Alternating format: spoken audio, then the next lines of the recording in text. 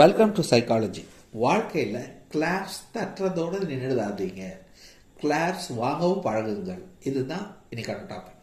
இப்போ கிளாப்ஸ் நம்ம எப்போ தட்டுறோம், வேற ஒருத்தர் வெற்றி பெற்றார், அவங்கள வெற்றியை பாராட்டுறதுக்காக நம்ம கிளாப்ஸ் தட்டுறோம், அதாவது கைத்தட்டு தரோம்.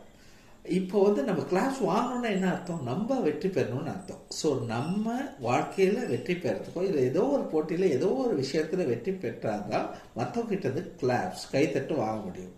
ஸோ அதை நம்ம மனசில் நல்லா வச்சுக்கணும். கிளாப்ஸ் தத்துறத நின்றுடக்கூடாது, கிளாஸ் வாங்கவும் பழகணும்.